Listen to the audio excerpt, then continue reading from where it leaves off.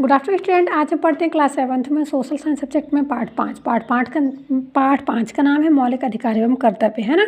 तो इसमें हमने ये पार्ट को पढ़ लिया। आज हम करेंगे अभ्यास प्रश्न, इसके अभ्यास को हल करेंगे, इसके उत्तर लिखेंगे, ठीक है। तो आइए देखते हैं, हम आते हैं इसके अभ्यास में। तो देखिए प्रश्न पहला है अभ्यास प्रश्न में, निम्नलिखित प्रश्नों के सही विकल्प चुनकर लिखिए।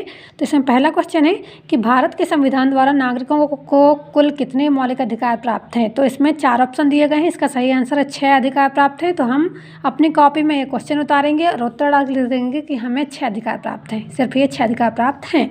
दूसरा क्वेश्चन आता है, इनमें से कौन सी बात सही नहीं। तो देखिए यहाँ 4 बातें बताई गई हैं, इनमें से कौन सी बात सही नहीं है कि अस्पृश्यता को जातिगत आधार पर मान्यता प्राप्त है, ये सही नहीं है। फिर थर्ड क्वेश्चन देखिए, 14 वर्ष से कम आयु के बच्चों से माचिस उद्योग में काम करवाना किस अधिकार का है। तो उनका ये कौन सा अधिकार कानून होता है, शोषण के विरुद्ध अधिकार कानून होता है।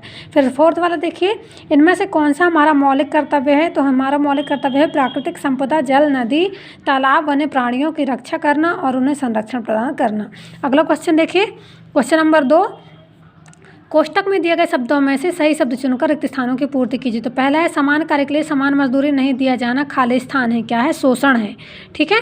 दूसरा, अखबार छपाना खालिस्तान की स्वतंत्रता का अधिकार है, तो विचार अभिव्यक्ति, यहाँ क्या जाएगा, विचार अभिव्यक्ति। फिर तीसरा है राष्ट्रीय ध्वज के प्रति सम्मान हमारा कर्तव्य है, क्या है, थर्ड वाले में जाएगा कर्तव्य। हमें सार्वजनिक खालिस्तान की रक्षा करनी चाहिए, तो संपत्ति की रक्षा करनी चाहिए। और पांचवा आता है हमारा कर्तव्य है कि हम दूसरे के खालिस्तान का हनन ना करें, तो क्या, दूसरे के अधिकारों का हनन न करें, ठीक है।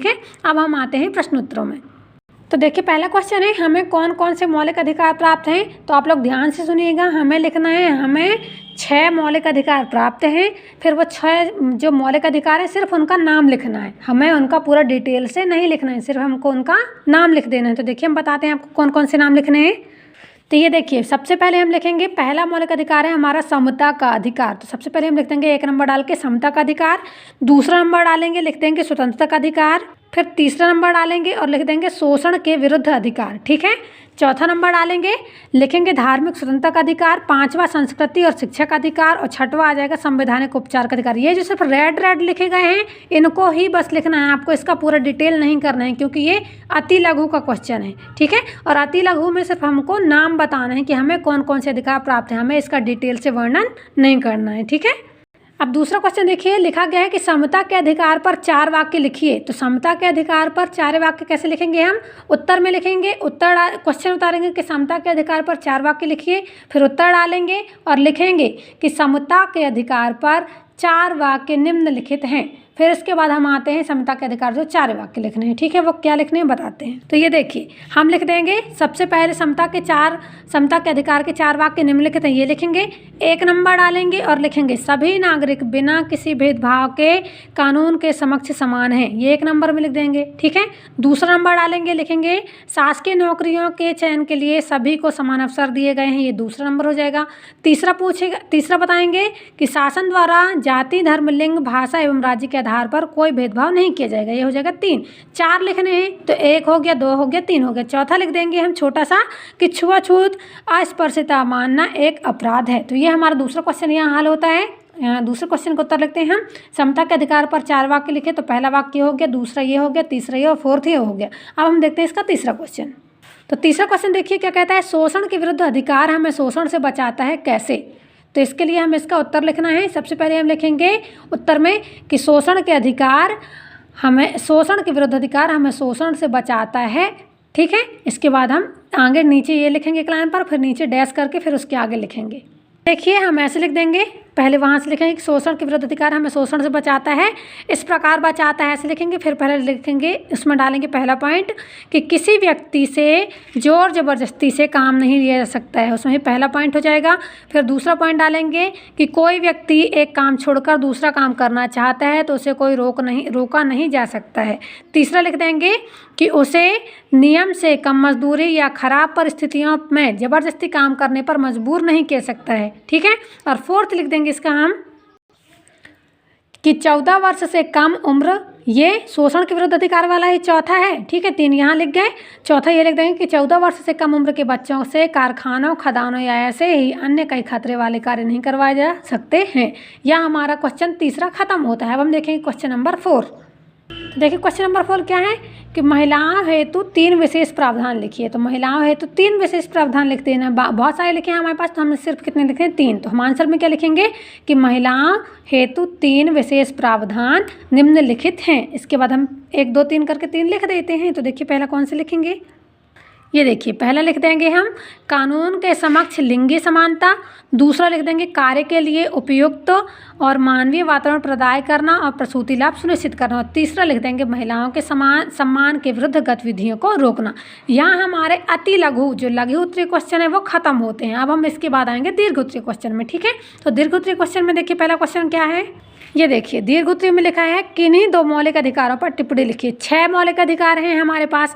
6 में हमने ऊपर में क्या किया है? 6 के पूरे सिर्फ नाम लिखे हैं। अब इस पर क्या करना है? हमें नाम के साथ साथ उसका डिटेल लिखना है। तो हम कोई भी 2 मौलिक अधिकार उठाएंगे और उनका डिटेल से वर्णन कर देंगे। तो हम आंसर में लिख देंगे किन्हीं 2 मौलिक अधिकारों पर टिप्पणी, फिर उसके आगे पहला मौलिक अधिकार लिखते हैं। देखिए क्या लिख देंगे, हम बताते हैं आपको।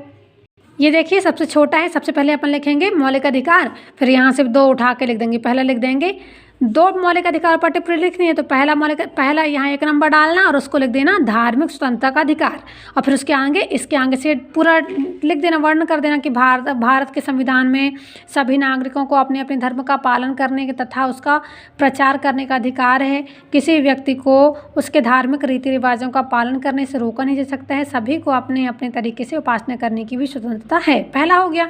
दूसरा एक और लिख देना है मौलिक अधिकार, तो दूसरे में लिख देंगे, ये 1 नंबर पर लिख देंगे, दूसरे नंबर पर लिख देंगे संस्कृति और शिक्षा का अधिकार। फिर इसका ही वर्णन कर देंगे कि भारत में विभिन्न भाषा बोलने वाले लोग रहते हैं, उनकी अपनी अपनी संस्कृति है। हमारा संविधान इन सभी को अपनी संस्कृति, भाषा और लिपि को सुरक्षित रखने का अधिकार देता है। यहाँ हमारा दीर्घ उत्तरीय का प्रश्न पहला खत्म होता है। ठीक है, प्रश्न क्या बोला था? 2 अधिकारों का वर्णन करें, तो ये 2 छोटे छोटे हैं तो हम इनका वर्णन कर दें। एक अधिकार ये हो गया, एक अधिकार ये हो गया, और दोनों का वर्णन कर देंगे। अब हम देखते हैं दीर्घ का दूसरा क्वेश्चन। तो देखिए दूसरा क्वेश्चन क्या कहता है? नागरिकों को प्राप्त स्वतंत्रताओं में से किन्हीं 2 का वर्णन कीजिए। अब जो नागरिकों को प्राप्त स्वतंत्रता है उनमें से किन्हीं 2 का वर्णन करना है, तो हम इसका ही वर्णन कर देंगे। तो ये देखिए ये लिखा है दीर्घ का दूसरे का पहले में ये लिख देंगे 6 अधिकार प्राप्त हैं, 6 में से 6 स्वतंत्रता प्राप्त हैं, 6 में से हमको 2 का वर्णन करना है। तो हम क्या लिखेंगे कि नागरिकों को प्राप्त 2 स्वतंत्रताएं निम्नलिखित हैं। पहले लिख देंगे विचार व्यक्त करने की स्वतंत्रता, और इसका डील कर देंगे, डिटेल से पूरा लिख देंगे कि भारत के सभी नागरिकों को विचार व्यक्त करने, भाषण देने और अपने तथा दूसरे व्यक्तियों के विचारों को जानने और प्रचार करने की स्वतंत्रता है। नागरिकों के समाचार पत्र में लेख आदि लिखने की भी स्वतंत्रता है। 1 नंबर पर लिख देंगे, दूसरे पर क्या लिख देंगे? सम्मेलन करने की स्वतंत्रता, तो दूसरे पर हो जाएगा। ठीक है, तो पहले में हम ये लिख देंगे, दूसरे में लिख देंगे सम्मेलन करने की स्वतंत्रता, और उसका भी डिटेल से लिख देंगे कि हमें अपने विचारों को स्वतंत्रतापूर्वक समझने समझाने के लिए सभा करने या जुलूस को निकालने की स्वतंत्रता है।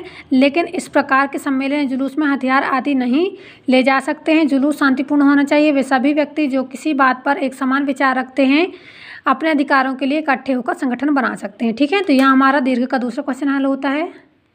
अब देखिए अगला क्वेश्चन है मूल कर्तव्यों को लिखिए। तो इसको हमें लिख देना है। हमारे पास यहाँ मूल कर्तव्य लिखे हुए हैं, उसी को सीधे उठाकर लिख देना है। हम क्या लिखेंगे? हमारे मूल कर्तव्य निम्नलिखित हैं, और यहाँ से उठा के पूरा 1 2 3 4 5 6 7 8 9 यहाँ तक अपने पूरे मूल कर्तव्य उठा के लिख देना है। ठीक है, इसके आगे भी कुछ दिए गए हैं, इसके अतिरिक्त भी हमारे कुछ अन्य कर्तव्य हैं। तो यहाँ से लेके सीधे यहाँ तक नहीं, आपको कहाँ तक लिख देना है?